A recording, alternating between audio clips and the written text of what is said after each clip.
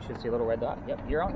All right, so this place used to be the Eliza and Charles Pinckney Mansion. Their mansion sat in the front of this space, facing East Bay Street. Eliza's garden was lined up with Five Church Restaurant over there and came all the way across, and we are standing in the servant and slave quarters for the home. That's the layout of the land. Communication devices, that does include Ouija board and wordless. 33 and 15. This is where I start withholding information on purpose. So, again, I'm not going to be giving you questions like what color was George Washington's white horse, like what we did with the big red barn over there. So you're going to get the answers from your spirit boxes. So 15 and 33. Got it? So your new baseline is just going to be a 25. So it's going to be everything above a 25 at this point. So Michaela, you're going to stay at 2.5 because you haven't gotten that high yet. All right. So who the hell were Eliza and Charles Pinckney? They had a son named Charles. They had a nephew named Charles. That's 3 different Charleses, in case you weren't keeping track. That's why we look for those secondary clues. You guys don't have to stare at the empty parking lot, by the way. Everybody's like looking around trying to imagine a mansion there.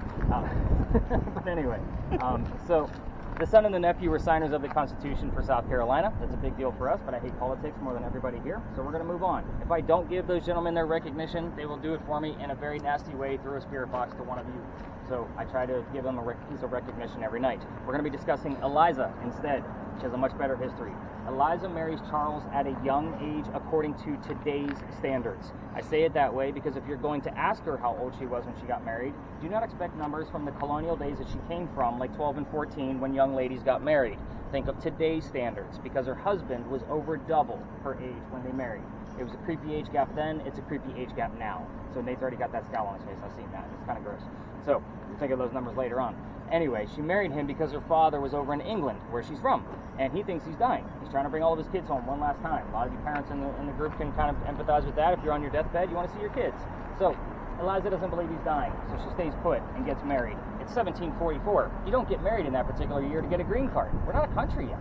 So she did marry him out of love. This is a true love story. So don't poke the bear on the marriage. There's no foul play, no love affairs, nothing like that. True love. But anyway, she was right. Dad starts sending her gifts from England over here because he's not dying. She was correct. One of the gifts that he sent her happened to be the plant seeds of indigo. You guys have been in town for a day, or you live here, and you've seen the word indigo somewhere. That's a plant that makes blue dye that makes our blue jeans blue. Some of you are wearing it tonight because that's how we use it today. When she got her seeds, she didn't know what to do with them. She had to learn from her servants and slaves how to keep it cultivated. So once she had it going here, by the way, it's not always warm here, she learned how to make the dye, then moved it to a cash crop plantation down by the Stono River, got a hold of her dad and told him the rice plantations are going downhill in price, we're going to make a killing with the indigo. And we now have an international businesswoman during colonial times. That's something absolutely unheard of. So, that's the boring business stuff of Eliza that actually explains Nate's yawn perfectly. Let's get into the weird shit, because that's why you guys are all here. Basically what's going to happen is I'm going to go through everybody with some kind of communication device and kind of give you a series of questions to focus on. You can say things out loud or you can just focus on them. There's no right or wrong way to do this. So here's how this is going to work. We're going to go left to right. So Lucy, you're right in front of me, and Max, you guys have the same spirit box. You guys are going to focus on the same set of questions. You guys are going to be talking about Eliza's death. You can ask her how old she was when she died, what she died from, where she's buried, and what president was a pallbearer at her funeral. So those are 4 major questions we commonly get the answers to. If you guys ask anything else about her death, just be respectful. It's the only thing that I ask. So with Tina and Tara, that actually worked out really well. You guys are like actually opposite times every time I'm looking at you. So the 2 of you are going to be kind of on the same wavelength as well. So Eliza that I just told you about is the second wife named Eliza from Charles back to back. So ironically, the first Eliza also had a maiden name that started with the letter L. You're going to be looking for Eliza's initials, ELP, in that order. No anagrams, no mixing it up. I want them in that order if you can get them. And then you're going to be asking about the maiden name itself. Which Eliza are we dealing with? I'm going to give you the clue that it starts with the letter L. Okay. And that's pretty much it. My other 2 spirit boxes, so that would be Sam and Jada. So you 2, your spirit boxes work pretty much the same way too, so you guys are going to have the same set of questions. The mansion's not here anymore. You can ask what happened to it, and if you get the what, we normally get 2 or 3 numbers from the when. That's a very specific date. All communication devices, I want you guys to all keep in mind that almost all my gear is out tonight, so if you ask a question, those answers can go anywhere. That's why you're going to tell me all the little silly Adele things, like what Lucy had before. You don't know where the answers are coming from or what questions were being asked from other people. Even if I had just 2 people on the tour, there would be a minimum of 2 communication devices so we can verify what's actually happening, because we don't know where it's actually going to fall. We also have 3 video cameras recording audio, so the answer can go there, plus my voice recorder. So we never know where these things are going to actually go. So we're going to kind of spread out in this location. I'm going to keep Tina behind with me for just a minute so I can show her more about her device. Stay away from the one measly vehicle that we have. And again, I'm going to do like 1, maybe 2 round robins with everybody to kind of see what everybody's got going on with their devices, take a few notes, bring us back here and give us all the answers and show you how all these puzzle pieces actually are collected. So let's get you guys spread out. Scram, go have a good time. Tina, stay with me.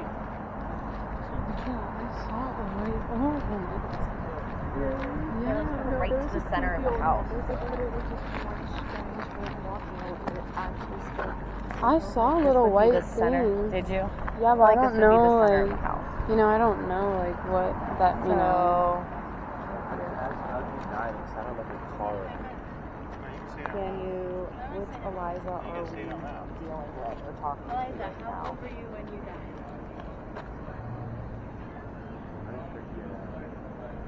Can you tell me which Eliza we're talking to right now? I feel like we should be making a YouTube video right now. This is so cool. Welcome back to my channel. This is actually so much fun. I know. I still don't know what mine does, but... Which Eliza are we talking to?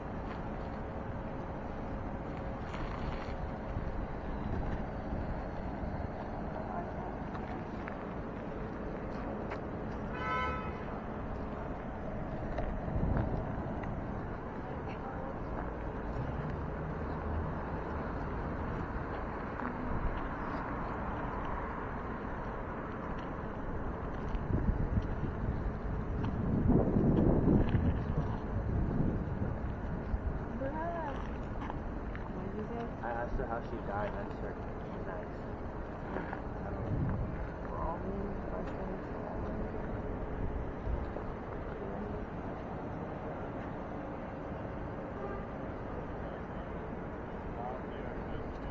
Eliza, can you tell me your last name?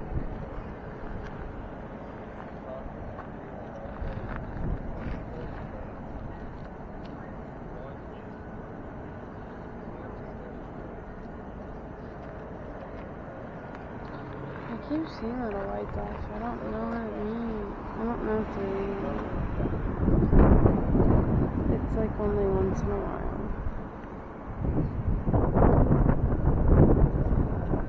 Eliza, what is your last name? I did. I've been moving.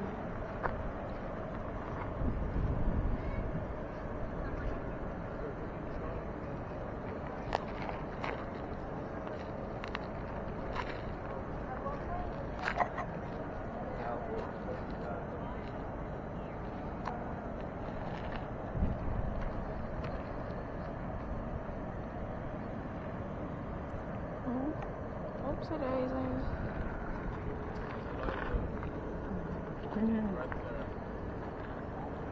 Eliza, can you tell me your last name?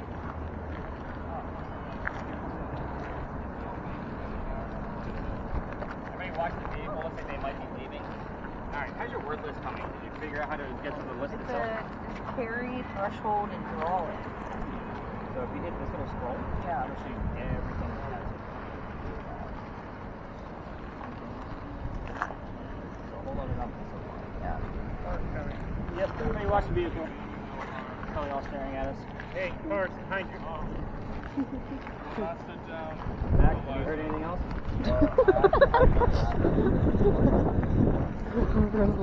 Not that by night. I'm going to write it down. This old dude is so long. He's literally doing circles. Any readings coming out of yours, Michaela? No numbers at all? It's a good thing. Remember, you want yours to be low. Yeah, exactly. So with yours, Anya, just so you know, I don't always follow up with that camera and Irv's camera in real time because they're so small. I send them to YouTube so you guys can watch them on TV. So if you do spot something, just let me know and I'll write it down to make sure I survey that entire part of the video. Okay. So that you're going to see like a lot of insects and that kind of thing, so I debunk a lot of those things. But again, if you see something you're like, I'm not really sure what that was, that's where I mark it down, and that way I know to watch that part of the video and focus on it. Okay. Do you normally get like guy voices in this part? It doesn't really matter male or female to me. Oh, well, I heard like a deep voice that like get out. That's like I don't normally even come close to getting those kinds of things on so with those kind of things, like seeing that TV all over the place, I don't even bother right now. This is a happy place to be. So as long as we're respectful to her, we will get to positive. And I'll explain the space. Where is Mr. Sam going? He's super quiet.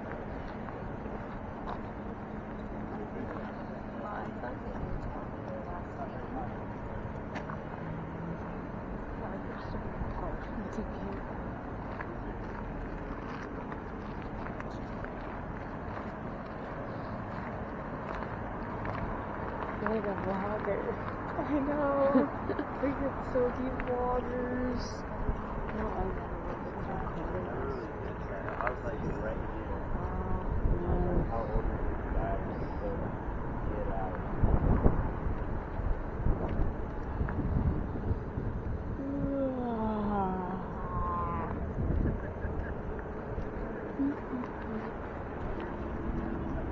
I could kill for coffee.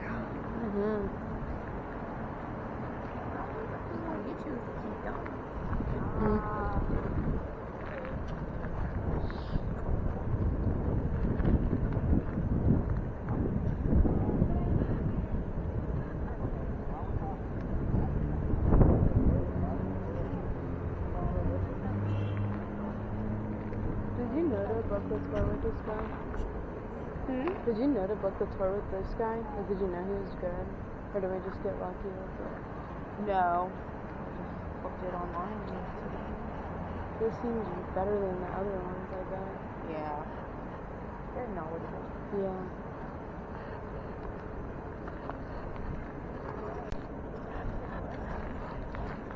Linking one else.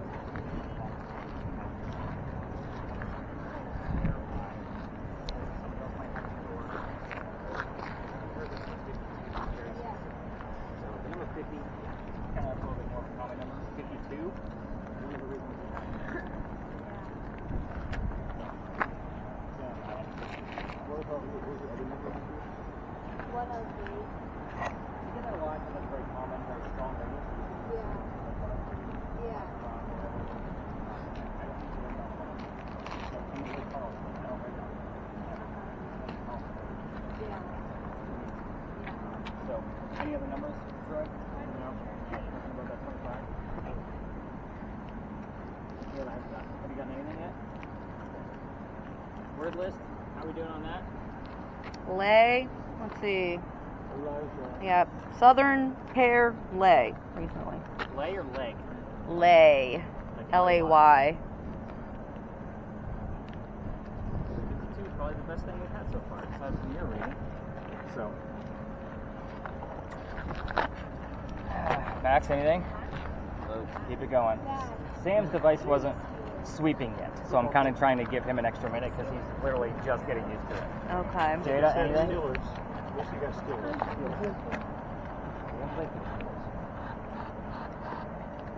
I'm sorry, did you get anything on there?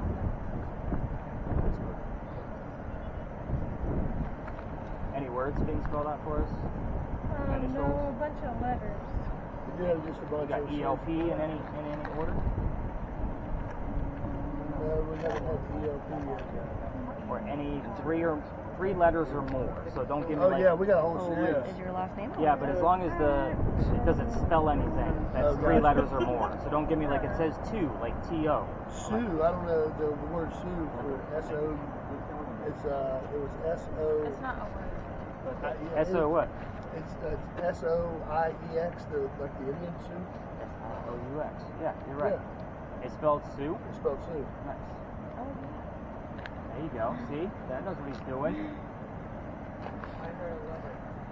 Ooh. Uh-oh. I think it's spiking. Yeah. Nick, what does that mean? interact, or are you talking about all the red? Yeah, all that garbage? red going on. That app is whenever it starts to recognize something, it's still meant to try to scare people. It does. Okay. It makes growls and all kinds of dumb shit that we don't Okay. need. I have it on the too. It's just part of the aesthetic. Rebecca. I don't know who that is. Okay. But names and numbers usually don't lie. Okay. You get that thing reset? Yeah. Alright. We're Sioux Indian in this area? It's going to be more north of here. We are going to have more Indian, and I can't say for sure that it would be Sioux. But I do know, like, Kiowa was an Indian tribe. That's the name of a city here, Kiowa. I'm trying to think, there's another one up in that area. I just don't know if there was a whole lot of interaction with the Indians, with the Pinckney family. So, Virginia, where we're from. what do you got, VA? Yeah.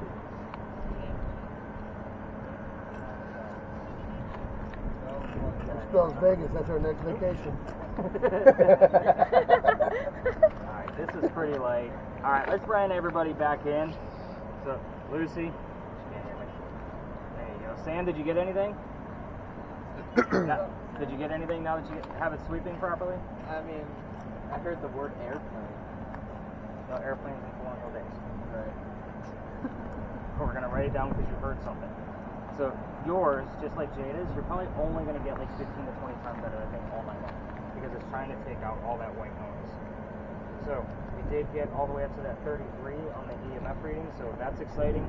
We did get the number 52 that I'm going to point out really quick before I give you all of the other answers. So we heard 5250. Was that the exact price point that you heard of some commercial? 52 being a specific number was Big John's second jersey number. So again, I look at it that way, I'm hoping that on, who has a recordable one? So that would be Max. So I'm hoping Max just missed something that's going to give us another clue to what you heard on that 52. So we're going to be, I'll talk more about bleed over here in just a minute.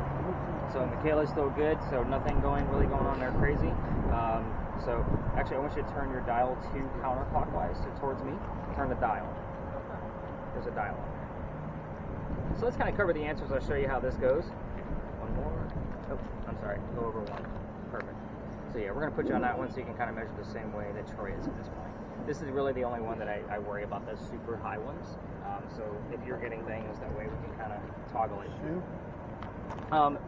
The fact that it's spelled out Sioux as in Sioux Indian, like that's a very complex word. This is another one. This is another Sioux. This is S-U-E.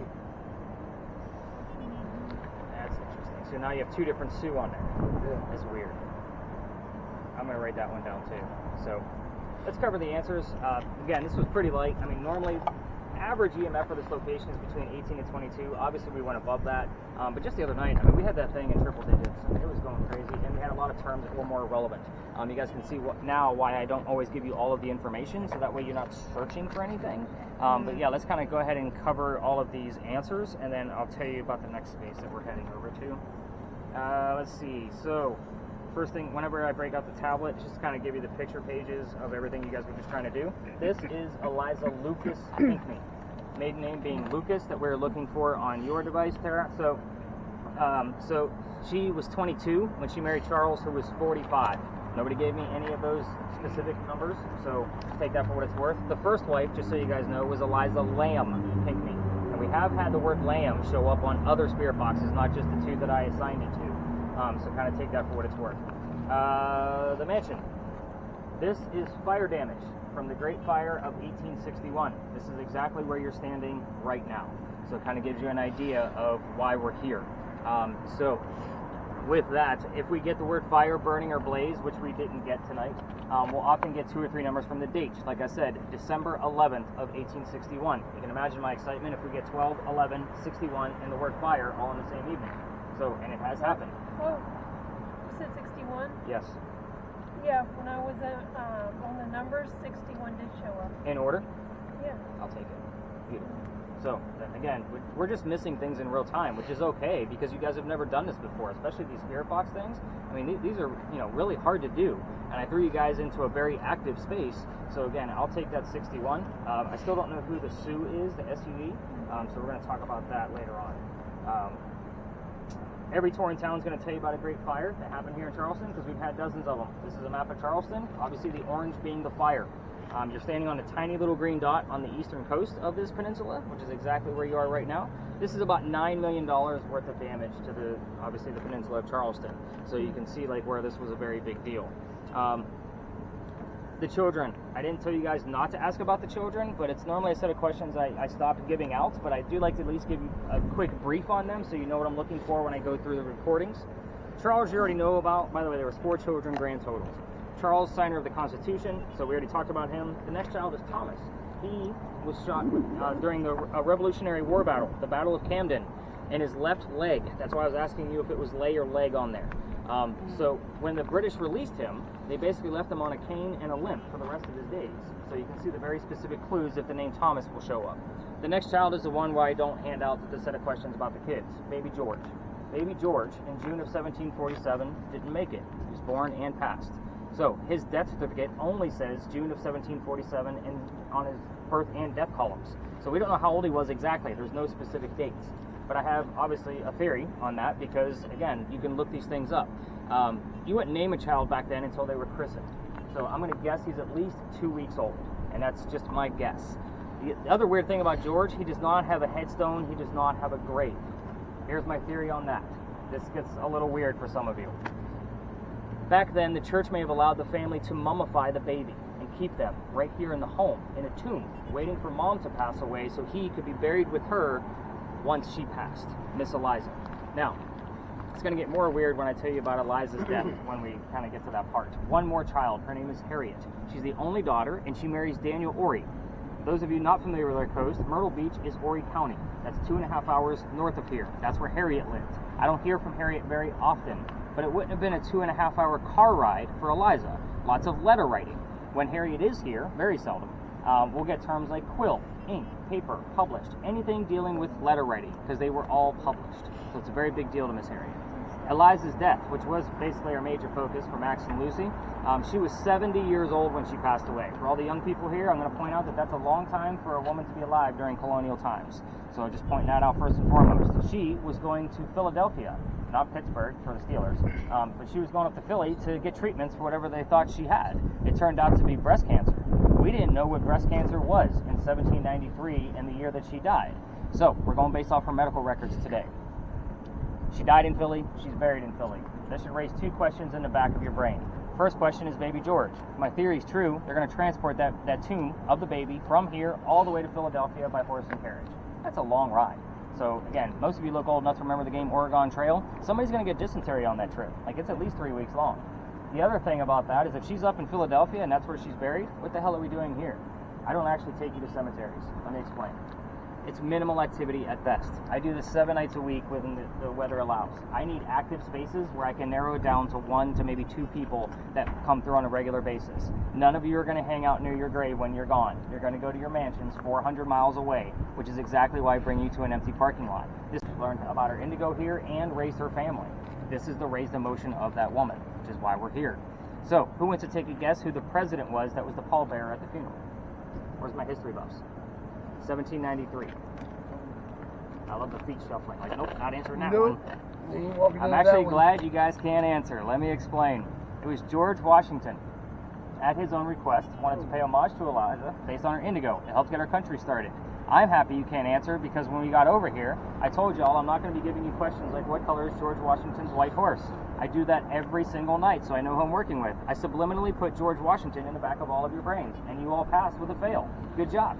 So I do it on purpose. And it's the only word trick I play, because if it was somebody with a spirit box that told me George Washington, I would probably take their spirit box and give it to somebody else that they came with, just so that way she's not repeating all of the same things I've already said. So that's why I withhold a lot of information. So the next space, we're going to be relying on bleed over. Wow, you guys are like a super quiet group, by the way, like all laser focused. We're going to be relying on that bleed over, kind of like what we had from Big John over here with the number 52. We could have actually had Pinckney Mansion stuff over by Big John's. We just missed it because you guys didn't know what you were listening for yet. But where we're going is an alley, so it's obviously going to be a little bit more narrow. We're not going to be able to spread out like what we are. We're going to go in there and kind of stir some shit up and then go across the street, tell the history of that space, and you're going to get answers from both locations, especially from the bleed over from the alleyway. cameras, you won't be recording until we get into the alley. Just be very discreet when we are in there, because there might be other tours that are in there as well. So kind of keep that in mind. EMF readers, you can ignore your readings along the way. So Tina, this is where you're going to scale back about a quarter turn. This is really about communication devices and spirit boxes. Along the way, you guys are going to tell me all what you've seen or heard once we get into the alley, so I can all write them all down at once. And I do have to write down that Sue that came through in the 61. Any other major questions about the Pinckney family? I know this one can be a little dry, but believe it or not, this is one of the most active spaces I've ever been on in 12 years. So it's just, I have a relationship with this lady. By the way, this is a space I was going to be taking out of my route.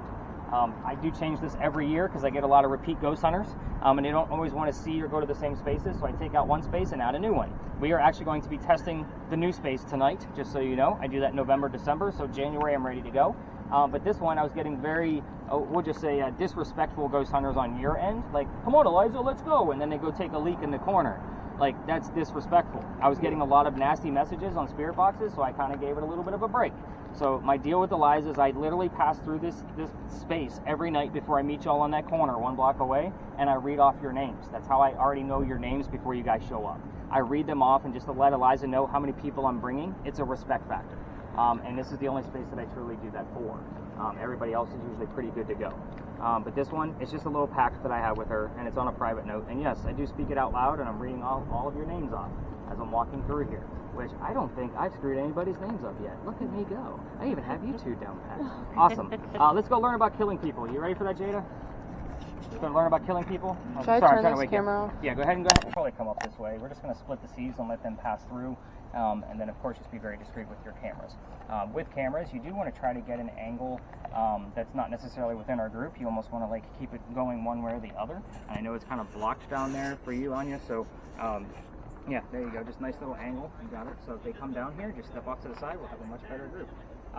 So, Herb, you're like perfect. I love the belly shot, by the way. Welcome to Philadelphia Alley. This one is the one I'm taking out this year. So kind of keep that in mind. Every ghost tour comes down here. It's kind of a staple. So if you've taken another ghost tour in here in Charleston, you've probably already been here. And Lucy's like, yep, we've been here. So have you guys, do you know why you're here then? So, they weren't with me. I was with okay, gotcha. I was kind of like, wait a minute. So this place used to be called Dueler's Alley. This is where some of the duels used to occur for the city of Charleston. By the way, where are we at with our word list? Give me the last 3 words. Sure. Right now it's, well, can you, dependent, and earn. So Dueler's Alley, they're all telling the same story that I'm about to tell you, but I'm going to give you a few extra details because you're ghost hunting. You're not on a campfire marshmallow kind of ghost tour, so remember, we're here to kind of stir things up, and then we're going to go across the street that way, and hopefully you guys are going to continue to get answers from here over there. A doctor moves down here from Rhode Island. So on your antenna, you're actually looking for the letters R.I. for Rhode Island. Now, his name is Dr. Joseph Brown Ladd. For those of you still listening to your spirit boxes while we're here, if you hear the song Brown Eyed Girl, it is not by coincidence. We get it here all the time because it is part of his name. So, and by the way, Jada, you didn't get anything along the way here either? I didn't know. Girl, you're supposed to be working. You're fired.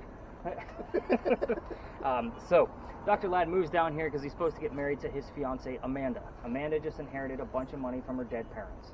She's an attorney helping her out with all of this cash flow. And the attorney thinks that Dr. Ladd is just after Amanda's money. So he tells Amanda, get rid of the doctor. So he comes down here to Charleston, and he's going to prove that he's not after Amanda's money. He's going to make his own with his new medical practice. On his way into town, the coachman that he had set him up to be robbed and killed. It's kind of like having a really bad Uber driver. So somebody was walking by and seeing what was about to happen. His name is Ralph Isaacs. I'm going to stop there for just a second. Ralph has the same initials as where the doctor came from, which is exactly why Tina is holding the device that she has. I was getting the letters R.I. all the time on your guys' spirit boxes, so I bought that device to verify the actual lettering of it. We've had it about half a dozen times in the past, we'll say 10 months, since I've had it. And usually when I bring up Ralph's name. So again, that's why you're looking for R.I. specifically. Anyway, back to Ralph. He tells the doctor, dude, I know this guy. He's going to try to kill you. Come with me. I got friends at 59 Church Street. You can rent a room from them, and you'll be safe and good to go. Doc took him up on the offer. The two gentlemen became friends. The longer the doctor stays here in Charleston, the more money he's making. He's proving his point. He's not after Amanda's cash. She gets wind of this. She's moving down so they can be married, and Dr. Ladd became known as the Whistling Doctor. This is part of the reason why I gave Sam this device. Every ghost tour that comes down here tells you to listen for the whistles. And we're going to have this group coming through here for just a moment. We have caught whistles here, but with this new EVP recorder, hopefully they come through a lot clearer. So, you're hearing them, not any actual whistling, just so you know, you're hearing the group coming by. And I'm glad I got to that part before they came through and started whistling, because they all do it every single night. So. Hi. Hello, hello. Hello, hello. We're just going to pass through real Yep, quick. go for it. We're waiting on you. Oh, thank you. That's nice of you.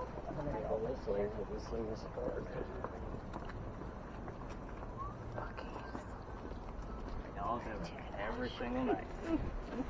So, where was I? Dr. Ladd and the whistling doctor, right? So, I will tell you about the whistles kind of a little bit more after I'm done going through the history. Dr. Ladd and Ralph go see plays together. They can't sit next to each other because the doctor makes more money. He gets better seats. That's the hierarchy of Charleston.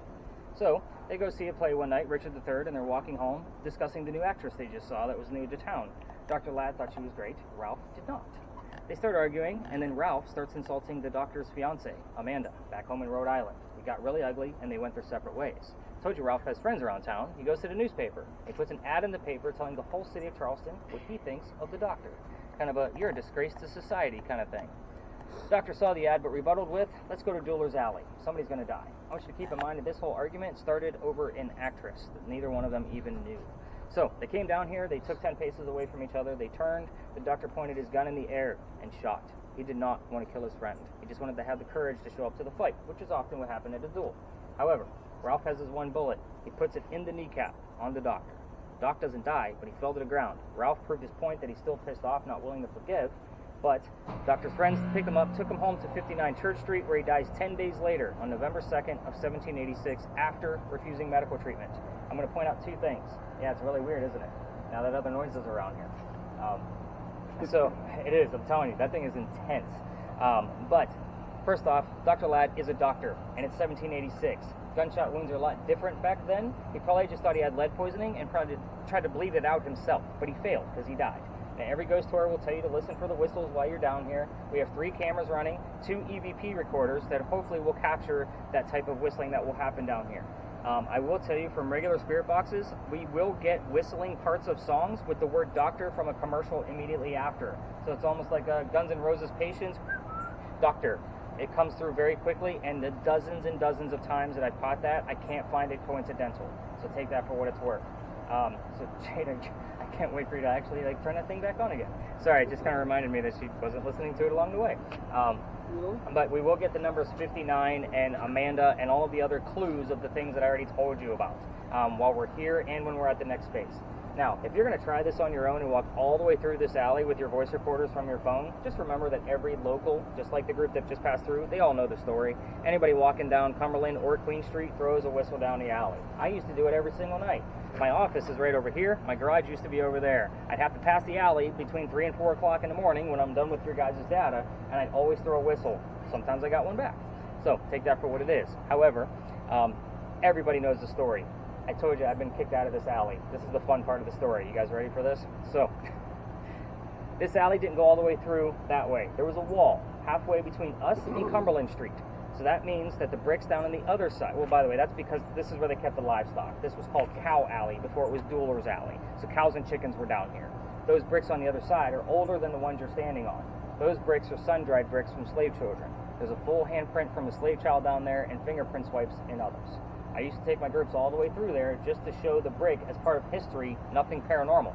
I treat that brick the same way I do a grave. That kid's not there. It's the last place you're going to find him. However, November 26th of 2020, my entire group of 10, group just like this, huddle around this brick, waiting for something to happen. I'm trying to shoo them along because I know nothing's going to happen, and it's outside the kitchen window of the beautiful mansion at the end of the alley. I'm just trying to be respectful, not realizing I was out of bounds for tours. So, the new owner of that mansion came out screaming. My daughter thought it was great because she was on the tour that night and her dad's getting yelled at. She thought it was hysterical. So we moved on. The next day was Thanksgiving. I don't tour on Thanksgiving because I worked for Walmart for over a decade in upper management. I don't work on Thanksgiving ever again because you guys like to fight over towels. Anyway, the next day, November 28th, I called my partner that I had at the time who brought me into tourism away from Walmart, and I told him what happened with the owner of the mansion. He laughed at me just like my daughter did. He said, "You're only allowed to go down halfway, dude. That's the cutoff point for tours. You got to reroute your group." So I rerouted my group, but I told them I don't believe in the next story because I've never had anything happen over there with my gear. And I'm a vampire guy, not a pirate person. Obviously, we're discussing pirates next. However, before we left, somebody with a spirit box heard the name Anne. I didn't tell them which pirate we were going to be investigating, the famous female pirate, Anne Bonny. So it's kind of like, well, hot damn, maybe we're going to get something. Somebody else with another spirit box around the corner, once I gave them a little bit of history I did know, heard the number 300. I don't know what that one means. I wrote it down. I researched it for them the next day. We were there November 28th of 2020. Anne Bonny's trial for piracy was November 28th of 1720. We were there on the exact 300th anniversary of her pirate trial. So it was kind of like, well, damn it. I was actually pissed off. Reason why, I have a master's degree in creative writing. I've already mentioned several times that I'm a writer. I need facts and data. We're going to let this young lady pass through. Come on through, dear. You're good. We caught you. We got you on tape. So, again, I need facts and data, especially when I'm doing this. Pirate stories come from pirate lore. That's my problem with it. And they were written 100 years after the fact of these alleged occurrences, which is exactly why everything I'm about to tell you came from a minimum of 2 resources. So she's still lingering around, like waiting to see if I'm accurate, because she is doing a pirate tour. But anyway, so again, just kind of keep that in mind as we kind of go through her history, and then we'll be able to spread out like we did at the Pinckney Mansion site. Anything weird going on with your devices that I need to know about, give me words, give me things spelled out. Have you heard any whistles? Talk to me. What do you guys got? Strong, agree, trial, confrontation. I like confrontation. It's weak, but it makes sense. So Max, did you get anything? Oh, I just felt like a loud scream, and I thought I heard doctor. You thought you heard doctor? Lucy? I heard USA. USA. Okay. All right. So, nothing on there that you can make out? Does anybody else want to give this a quick listen before I put it away? Because we're going to try it again later on. See how intense it is? Wow, no takers. You want to give it a whirl? Pass over the headphones. Just don't put the headphones next to those mics. It is pretty intense. Yep, there you go. There you go. Told you, it gives high feedback.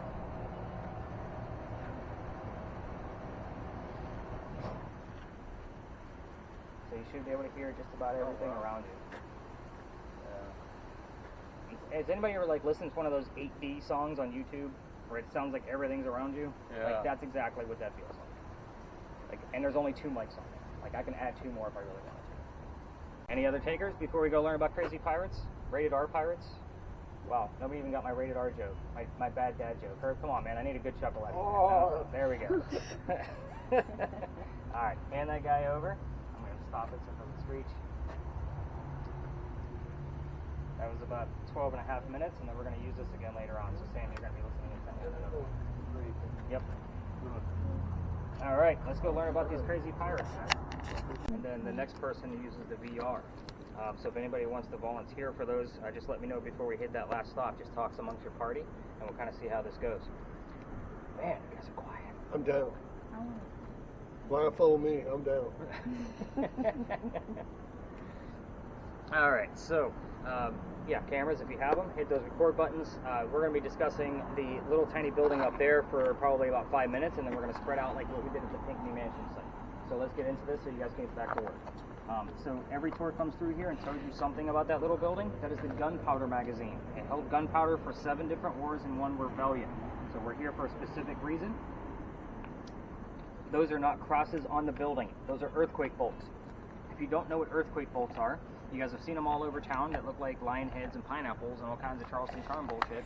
But earthquake bolts are basically turnbuckles. So in the event we have another earthquake, like what we did in 1886 that I mentioned earlier, you can tighten those buckles, and it's supposed to tighten the building so it doesn't incur any further damage. It's a great idea, it just doesn't work. The only reason I bring these ones up specifically is because that's the first set of earthquake bolts that Charleston ever put in. The reason being is that's the oldest government building in South Carolina. It was finished in 1713. This building was being constructed at the same time that Anne Bonny was coming here to start her new life. That's why we're here. She recognizes it because it's from her era. Now, you guys do watch the TV shows. You've seen that Boo Buddy, right? That's the teddy bear with the little blinky light EMF meter in there. A couple of head nods, yes? Yep. So that Boo Buddy they use because they're trying to attract a child ghost, because they would recognize the bear as a toy. Think of that concept of why we're here. There's not many buildings around Charleston that Anne would actually recognize that are still standing, this being one of them. So, the building took 10 years to build. Does that sound like our government? Small building, 10 years? Not at all. But our history begins right in the middle of it. So try to follow me. There's a couple of twists here. I'll slow down on the twist, but we'll try to breeze through the rest of the story because it could be lengthy. 1708, a young lady moves here from Ireland. Her name is Anne Cormac. She comes here with her father and his mistress. The mistress is Anne's mother. Is everybody with me so far? Okay, good, because that can be a little twisted. The three of them are running away from her father's angry wife. How mad was that wife that she kicked them out of Ireland by boat? So gents, you're here with your ladies, be good to your women. They'll pick you up to Canada. And we have planes now. Now, they land in Georgetown. That's between us and Myrtle Beach. Dad bought a plantation up there, but Mom died pretty quickly. So that means Dad now has to send young Anne down here to Charlestown to sell things from the plantation to help keep things afloat. Hence the familiar building. Back home in Ireland, Anne was kind of a badass back then. They say when she was only 7, 8, 9 years old that she killed a servant with a knife to the belly. I know we did get the word knife earlier, but again, a little too far away for my taste, but a lot of times we'll get servant, knife, and belly out of 3 different communication devices, and the other 2 people don't know what's happening. So, back to Anne. Fast forward. The building's done in 1713. By 1715, pirates are starting to come through Charlestown. Anne is stoked.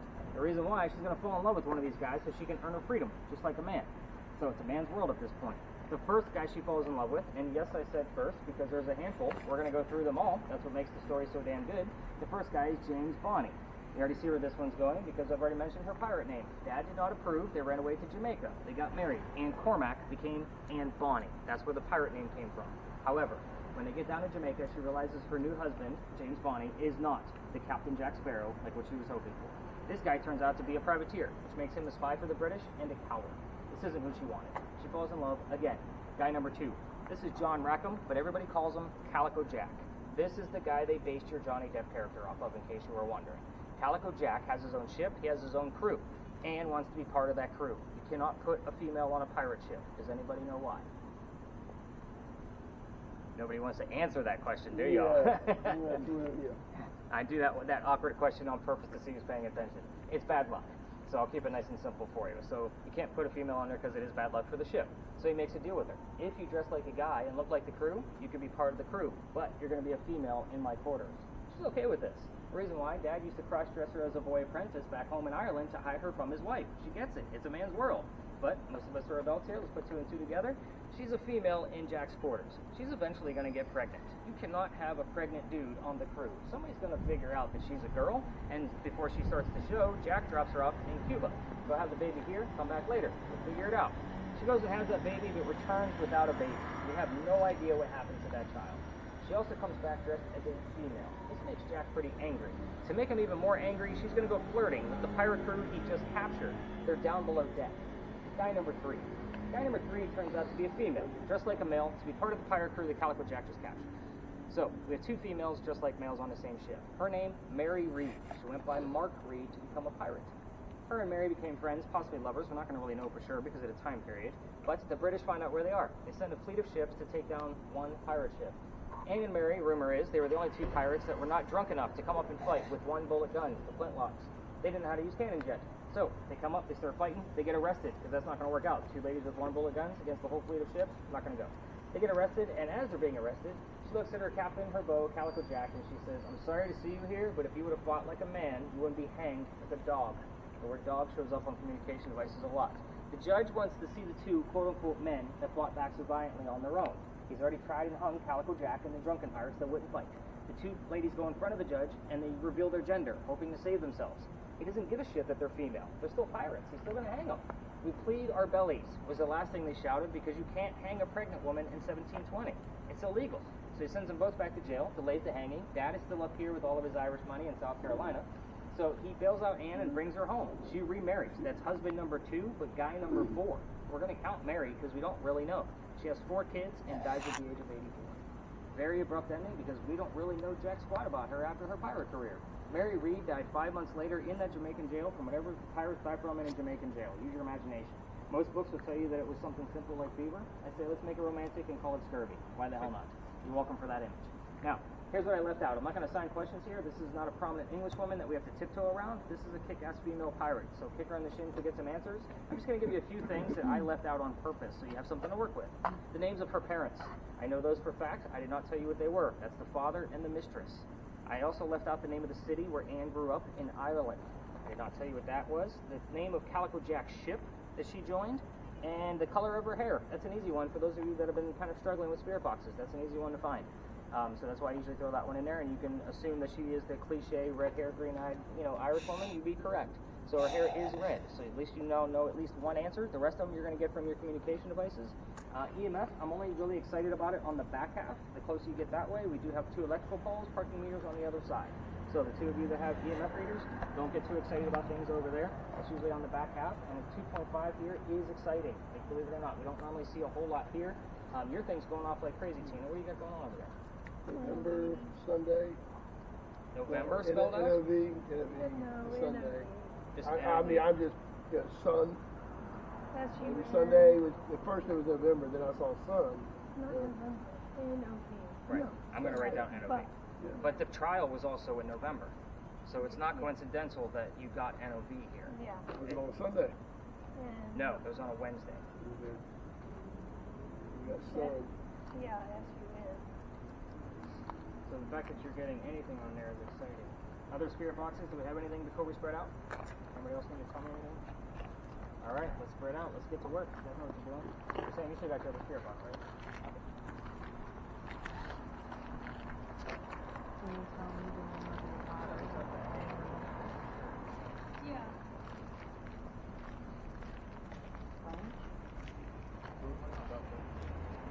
Start. Where's the first one? It's only one. It said wench, and then it said start. I know the best thing about the father's name and the mistress's name. Thursday. On one day off. Okay. WENCH. Would the date be a Sunday today? What, November 28th? Yeah. I don't know, is it? Well, we didn't get the 28th. We just had NOV and then Sun. Let me see what the date is this Sunday. What's today? The 21st? Yeah. I was doing the 26th on Sunday.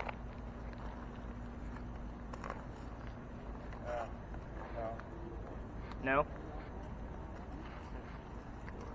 That would be the 26th.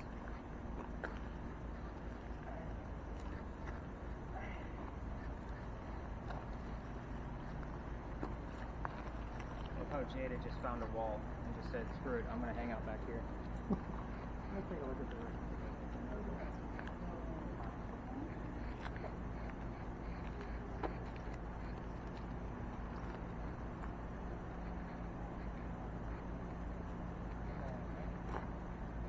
Michaela.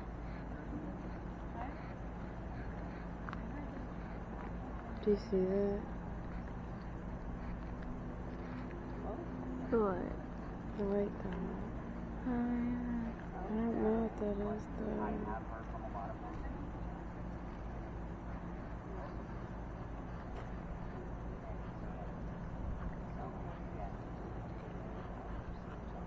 I don't know. Is it just the light? Probably. Okay.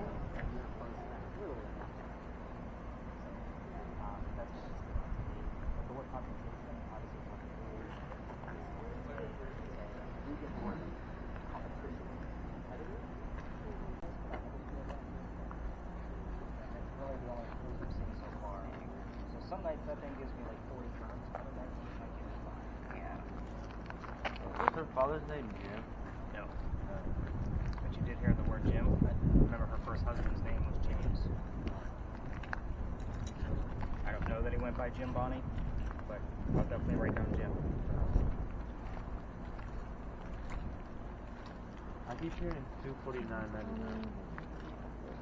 That comes up a lot. Okay, I wrote it down because it might be like February of 1849 or 1749 or something along those lines.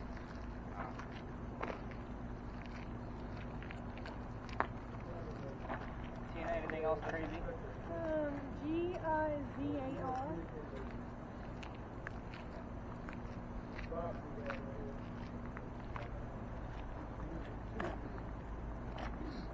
Got nothing out of that.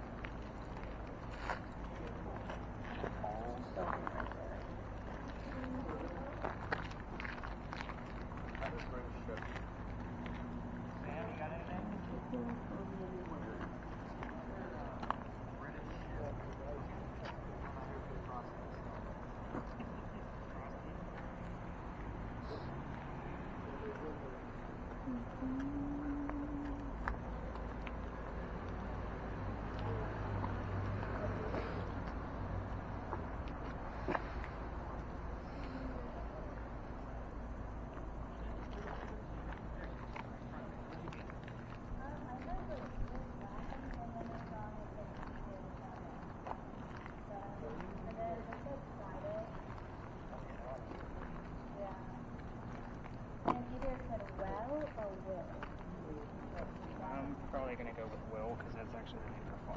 No way. We get that a lot. Okay. I just heard the Queen. More royal British things. Again, I'm gonna go with probably herd boil. Yeah. So I normally say just give me your first instinct, but I know normally what will pop up here. Yeah. So again, it's pretty common to get the nickname. Any readings at all, Troy? 0. Exciting, right? Yeah. Mikhail, I guess you're on the same wavelength, all zeros. Anything crazy on your camera that you've ever seen? No, I see a little bit of white dots. I don't know if it's like the camera with the lights or what. Okay. The biggest orb I've ever caught, like ever, has been here. And it was against that wall. It was bigger than my head. So it appeared in the camera, like not from outside, appeared in, came towards me, turned, and then went up and disappeared in the camera. Like, we're talking like a full 4 to 5 seconds. I mean, it was bigger than my head. And I didn't even see it. I had to catch it when I was going through the media the next day. So, again, craziness. And I didn't have all of the lights. Like, it was another camera that I had a much smaller bulbous light with. And it was like, there's no way it came from that camera or from the lighting. That's also another reason why I use LEDs instead of the actual light bulbs for infrared. LEDs doesn't give off the light flare. You probably have a little small crescent moon in the bottom, but it's not very often. So that's why I use that giant one now. What do you got on yours, Max? I got Princess Diana a couple of minutes ago. That's interesting. Which, yeah, it kind of threw me off. A lot of like, Sam actually is getting, he had British ship, and then he heard the Queen. Now you're hearing Princess Diana. Like, what the hell's going on here? I have no idea. It's a little weird, isn't it? Yeah. And Diana was not the name of the mom. Very interesting. Here we come over here with me.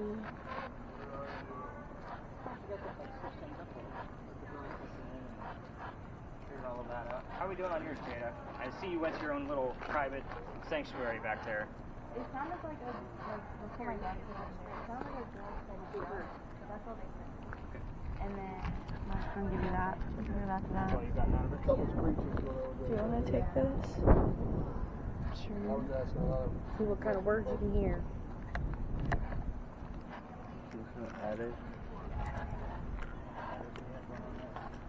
So yeah, but the friend's gonna get in and then hit that real bad. Okay.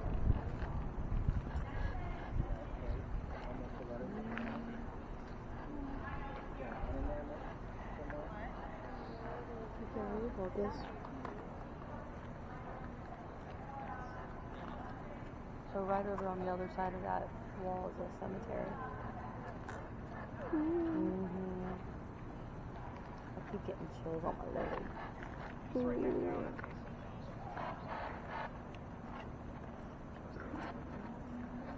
And you had another, what was the other 3-letter word you had? Pop.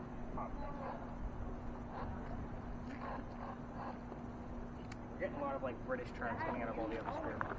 Like Princess Diana, British ship, and the Queen. From different spirit boxes. You gotta put Not on from the same numbers person. and see if you get some Roman numerals. Dates. The actual numbers. Yeah. Oh, you guys did flip it around. I didn't know what was good. Yeah, I told you at the beginning. Just keep it within your brain. Oh. Yeah, this one's not too exciting. We didn't get a whole lot of EMF, but when we do, not the thinking it.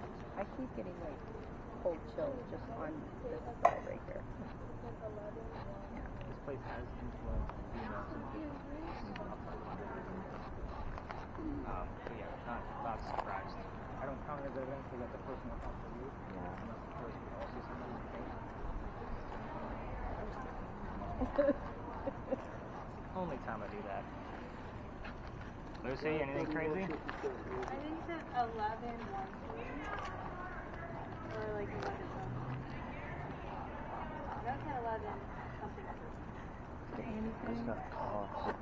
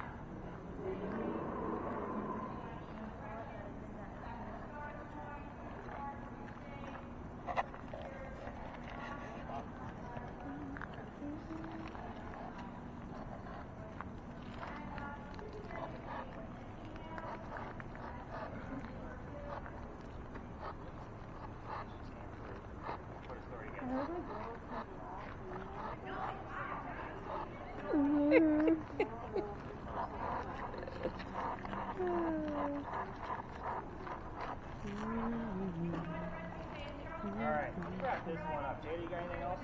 It sounded like it said love. No.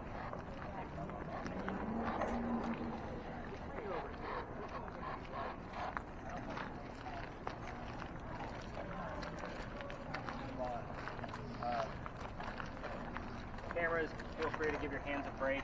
Anything crazy on yours, Nate? Nothing. What do I The Ivy wall is not your friend, by the way. Like, I'm sure you figured that out.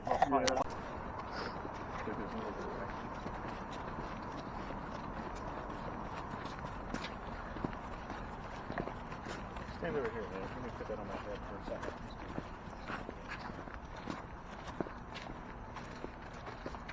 Alright. Sarah, Herb, come on over and sit down. Herb, I'll take your camera.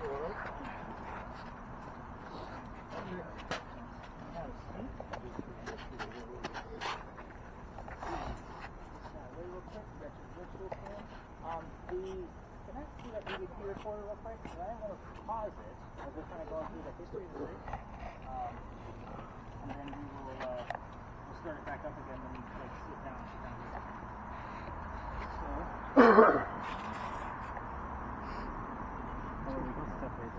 Me? Nothing. Alright. Just gonna go to you.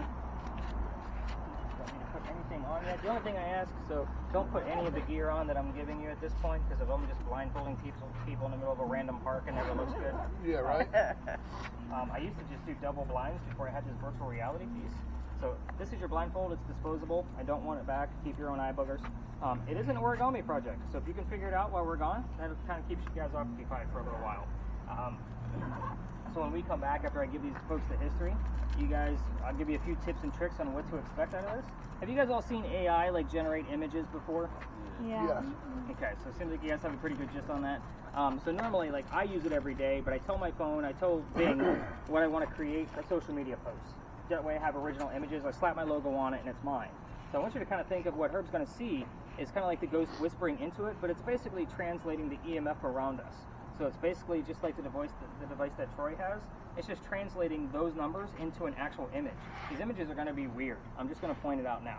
So some of these things he might not be able to make it out while he's underneath the virtual reality, but we'll be able to see them once we actually end the session. So kind of keep that in mind. All right, you guys sit here and chat for a few minutes. And So I say what I'm seeing as I'm seeing you will. it? Yep. Okay. So when it comes up, because she's going to be telling me things that she hears in real time. Okay. So, you know, as she's telling me, I'm going to be asking questions. Hopefully I get answers from her. She's just not going to know what I'm asking. Okay. That's the whole point. And then you're going to come up with an image that says, hey, there's two people sitting on a bench with a tree in the background. You know, and it's a man and a woman kind of thing. That's hopefully what we're going to hopefully get is those kind of complementary things for the questions that we're going to be asking. So I'm going to take the rest of the group. He's all over La La Land now, huh? You guys gave him that camera. Let's go learn their history real quick, and then we're going to come back and we're going to talk to dead people. We can leave Troy if he wants to play over there. I'm good with it. I think he found it.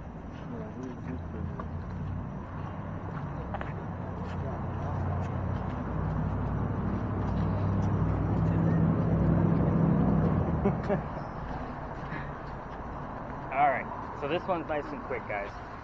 So the first time I came in here a year ago, I didn't know what to expect. Look around, there's a lot of monuments, but I knew all the other tours came here. So I only had 2 people. It was a cold November. Everybody else canceled. So I said, let's go experiment, just like what we did with the Mary Ravenel thing. So I told the lady with the spirit box, just tell me whatever you're hearing, so that way we can try to piece something together. She hears the year 1828 and the name Henry. I'm using the word generator, the word list, where is it now, that Max has, and I actually have the name Tim on there. So 1828, Henry and Tim. This is Henry Timrod, born in 1828. So I shit you not, and it was kind of like, yes, there's my ghost. There's who it is. So here's how his story goes. The guy's a writer. He's sick through most of his life. So he's obviously old enough, born in 1828, to go fight in the Civil War, 1860s. So he goes out to the battlefield, and his comrades realize that he is too sick to fight. So they sent him home, knowing he was a writer, and they told him to be the voice of the war. They wanted him to basically come home and tell people what was going on the battlefield. So he came home and started writing poetry about what's going on out there and became known as the Laureate of the Confederacy. So it's a pretty prestigious title. A couple years go by, he has a son. The son's name is Willie, and he's born on Christmas Eve.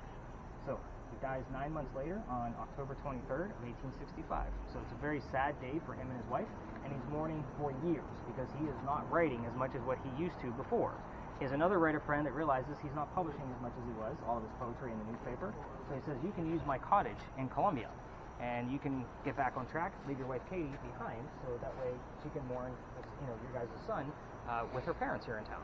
So he goes out to Columbia, and that's where he wrote his last words.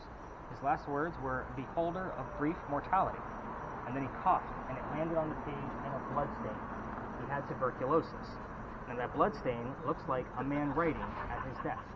Now, it's his legendary mark that he left behind. They showed it. They show it every year on Halloween at the Charleston Library Society, but you have to be a member of that society to be able to go see it.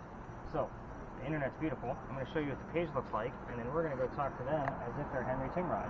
And hopefully we're going to get some answers out of this. I will tell you that during the month of October, it was very quiet, because Henry died in October, as did his son. So it was almost like a whole month of mourning for him and his family.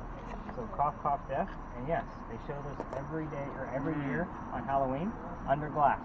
We call it the blood book. So you can definitely see how it looks like a man writing at his desk. So perfect legendary mark for a writer to leave behind.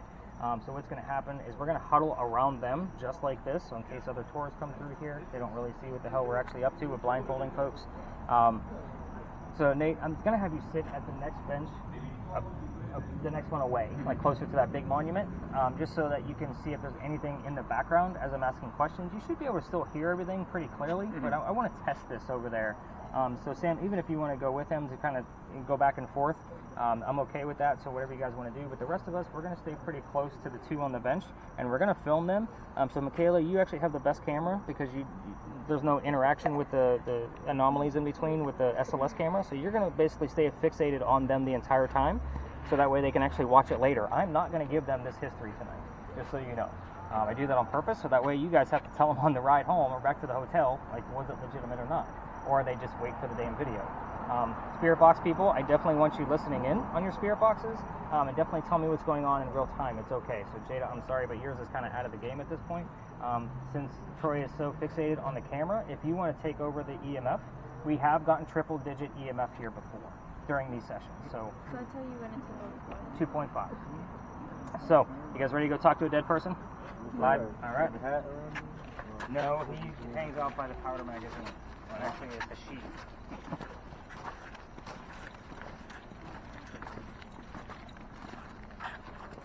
You got the best seats now? Oh yeah, absolutely. Take top handles and all. Yeah, man. Alright, did you figure out your origami project? No.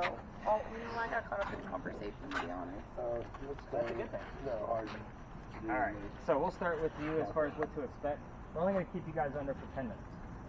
So it's going to be a family member for each one of these people, so that way we can, actually not so much her, we won't need it, but pick somebody that you brought that's going to help us out a little bit. Kayla. Perfect. So just kind of pay attention to what I'm going to be telling her. So it's basically a Batman mask. Got it now? Goes over your ears. Don't put it on yet. Okay. So when we're done, you're going to tap her on the leg to kind of let her know to take off her headphones and her blindfold. If you're talking too loud, we do have neighbors. Michaela's going to tap you on the shoulder. Okay. So that means just kind of quiet down a little bit. If we can't hear you, she may lift up your earmuff and just say, can you speak a little louder? Just to try to keep it nice and simple. This is also a place where you can answer in yes/no questions because you don't know what I'm asking. So I hit that record button. So you can answer yes/no. Just make sure you're talking in real time. You don't know what I'm asking. I might ask if I'm wearing a black vest. Okay. Weird sounds that you might hear through there, that's okay to just say, hey, I hear this, kind of mentality, because sometimes I ask weird questions. I think that about covers it. You will not touch your spirit box once you have a comfortable volume. We want to make sure you're not cheating. A lot of people like to turn the volume down and try to make it a spooky thing. Getting my point? I will test you if I think that's happening. Okay.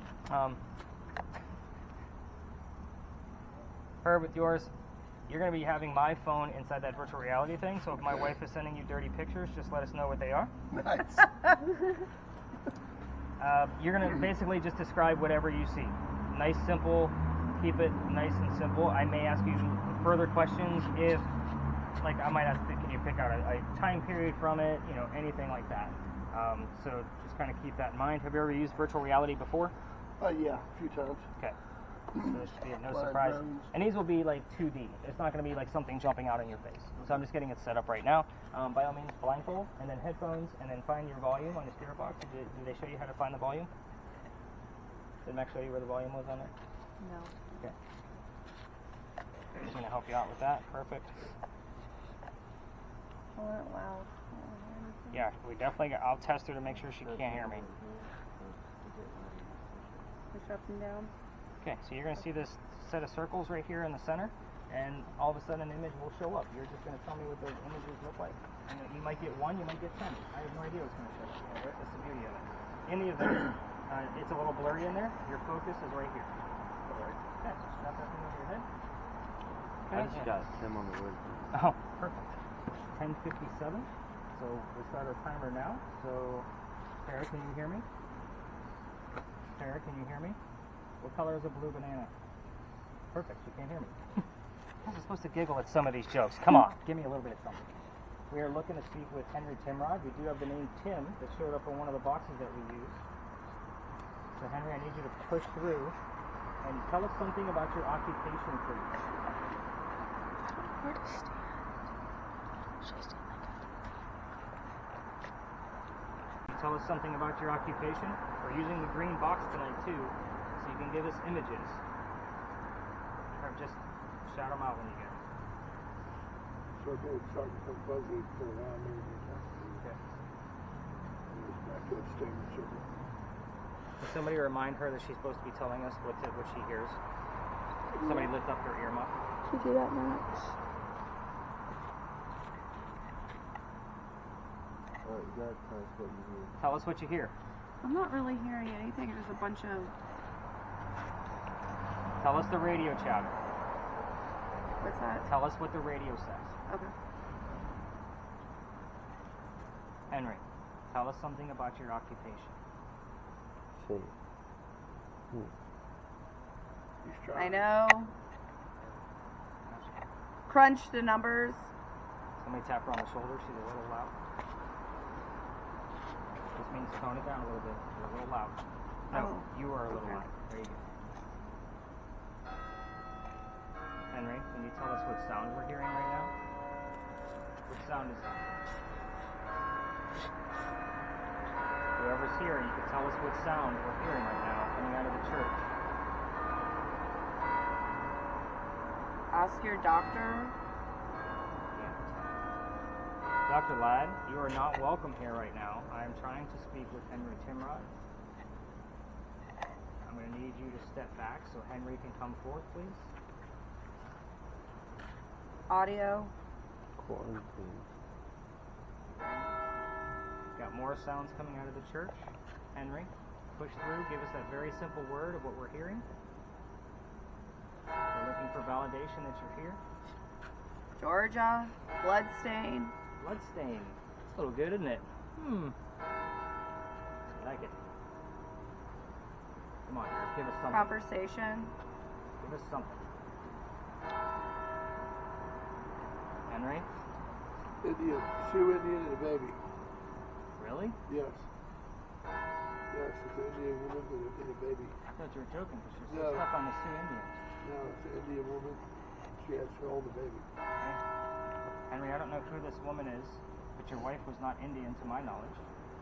Can you tell me what descent your wife is? Like what nationality she She is? looked dead, actually. They used to take pictures of the dead. Right. Their eyes are closed. Okay. Henry? Fireflaw. No. Henry? Pictures go. Yeah, you're going to come in and out. That's why I said you might get 1, you might get 10. Watch. I'm watching. Trying to, right? Yeah. Henry? I really need you to push through. We had bloodstain come through. That was great. I appreciate that. We asked about your occupation. Selfish. It's a little selfish that I'm here every night. I know. Come on. You get pushed through. Yeah, something that's kind of blurry. Can't tell what it is. It's almost like a... Christmas music. You want to talk about your son? That's a yes, no question.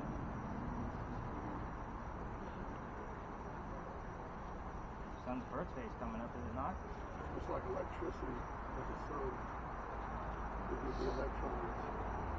There's something Trying.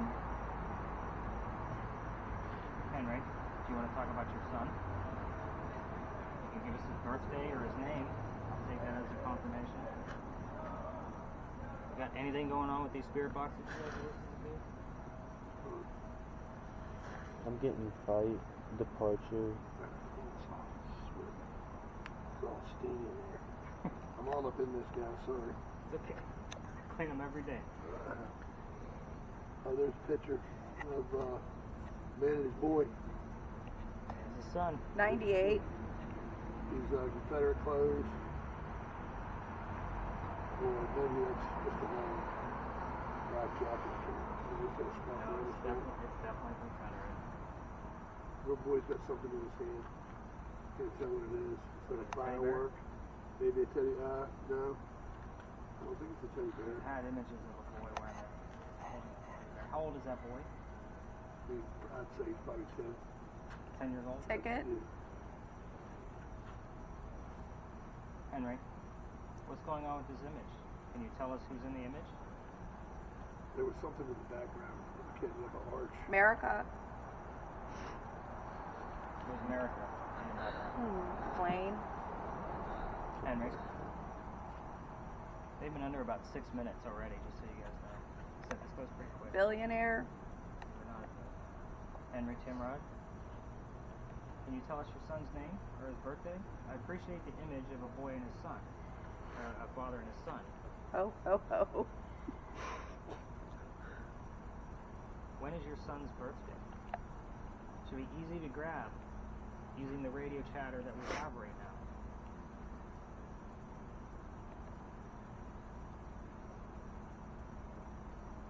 Henry? Road.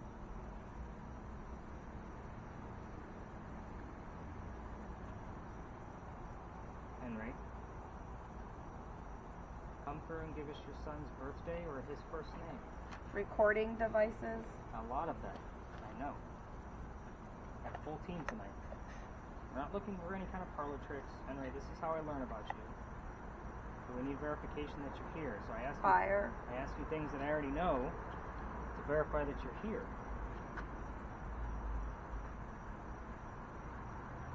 Let's go to the writer friend that you had where you used his cottage. That's a picture of the man with a gun. It's a pistol in his left hand. And he has a, looks like a carbine, older military style rifle. He's wearing, it looks like a Confederate hat. The rifle doesn't actually fit the period though. But, Yeah. What you telling me doesn't sound right. got a white jacket. He's got a white lapels with a black jacket. See it. Henry, whoever else is here, tell them they're not welcome here tonight. We only have about 2 minutes left. And we'd like to know something else confirming that you are here, sir. So if Dr. Ladd and his duel are trying to chime in, he's not always going to get the spotlight from me.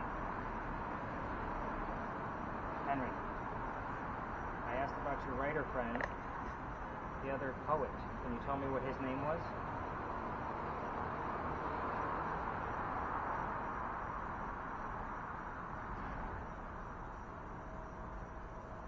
Okay. So heavier set man wearing a long jacket, older Building. period clothes.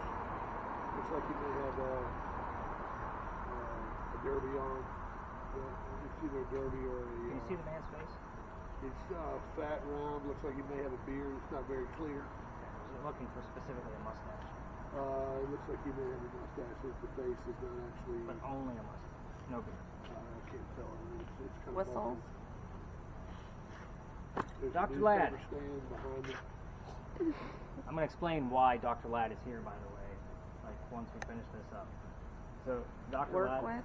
we are actually going to wrap this up because we didn't come here to talk to you. We've already dealt with you at the other location. So, Henry, I'm going to tell you good night. Can you tell us good night back?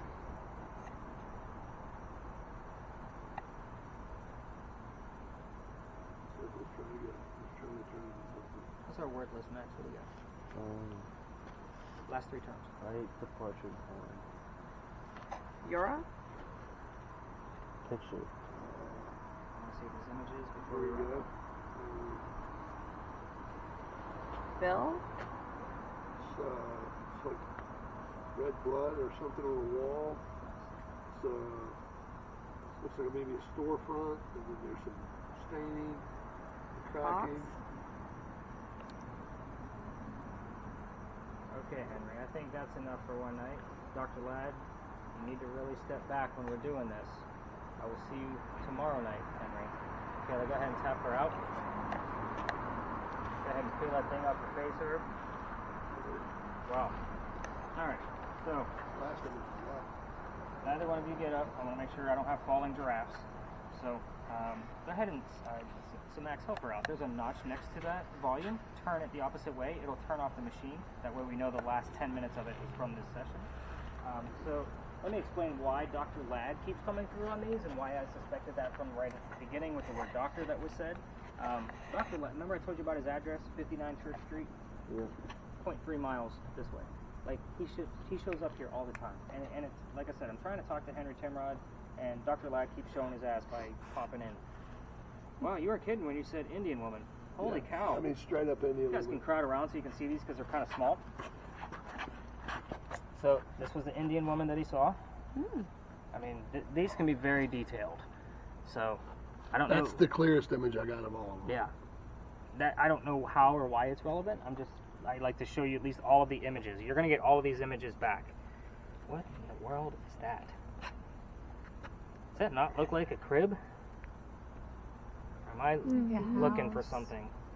It looks like maybe a toddler squatting down. Yeah, it's just weird. It's very ghost-like.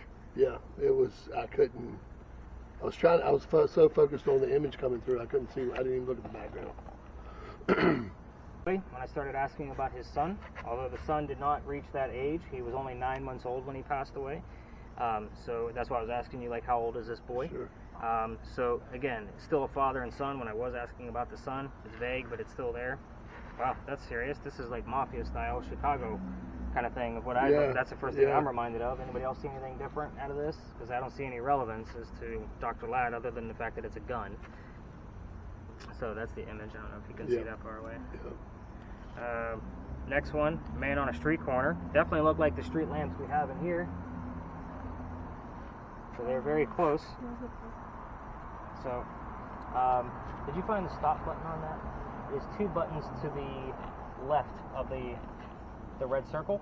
It's on the face of it. So it's a square. So you can hit that stop button so we can kind of end that part of it. Those files are huge. So He came in a lot clearer than that at one time, where you could actually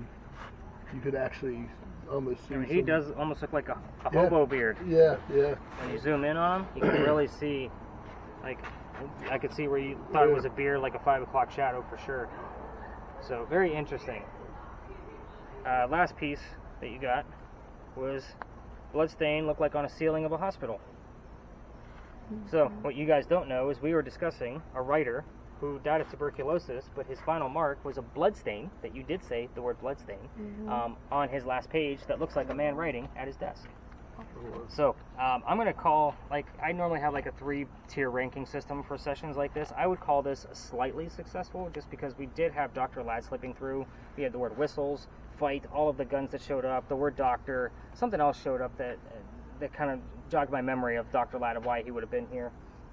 Henry coming through, he could be very timid, and especially when I have larger groups like this. And again, through the month of October, like, I barely heard from him at all, if anything. Like, most of those sessions were unsuccessful. He was on vacation. Well, he died in October, as did his 9-month-old son. Oh, wow. So it's almost like you have to look at and know your ghost, that it was a whole month of mourning for him.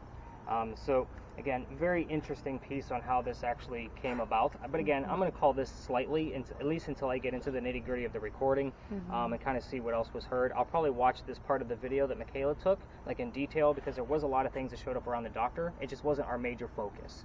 So lately, as I've been kind of telling him, like, we don't want you here, he kind of backs off a little bit. We'll get more things about Henry Timrod, the person we're trying to get in contact with. EMF readings, did we get anything while we were here? Nothing at all? I heard Philadelphia, like, it was like really. That was the other piece. Thank you. She actually said the word Phil. I was asking about the name of the writer friend where he used his cottage. That name was Paul, and then it was like, oh, Philadelphia, from the damn alley. And now you're telling me you heard Philadelphia? Yeah, that makes complete sense. Anything coming up on there? All right. Anybody else have anything to tell me? Did you guys hear anything over there? Were you able to hear us? Yeah. Okay.